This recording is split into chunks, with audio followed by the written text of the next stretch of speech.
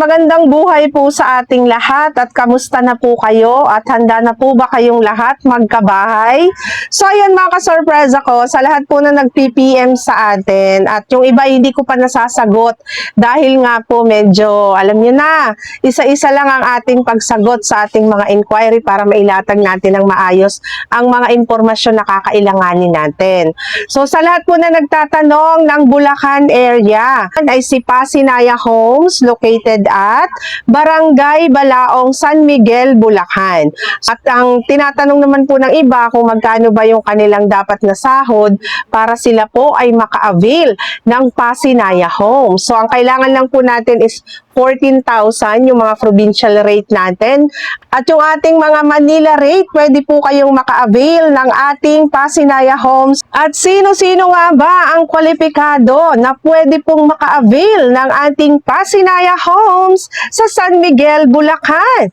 Kailangan mga kasorpresa, kayo po ay 2 years pag-ibig member. Kailangan tayo ay may matatag na trabaho.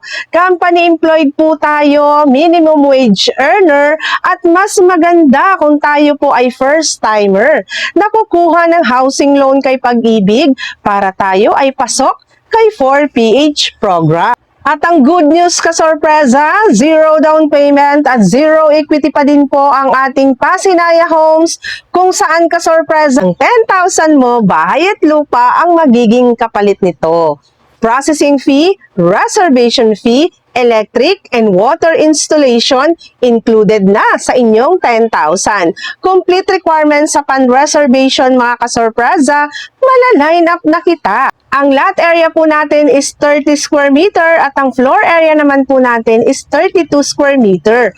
Up and down townhouse model po ang bahay na may offer namin sa inyo. Sa May 23 kasorpresa, sabay-sabay natin pupuntahan kung saan ang inyong pangarap na tahanan ay maisa sa katuparan natin yan. Kaya ano pang inaantay ninyo mga kasorpresa ko, mag-comment lang sa ating comment section para ma-add ko po kayo sa ating GC at ma-PM ko po kayo at mailatag ko po sa inyo ang list of requirements at kung ano pa yung ating mga kakailanganin sa May 23 para ang pangungupahan ay matuldukan na natin yan. May 23, sisimulan na natin tuparin ang inyong pangarap na tahanan para po sa inyong pamilya. Maraming salamat kasorpresa!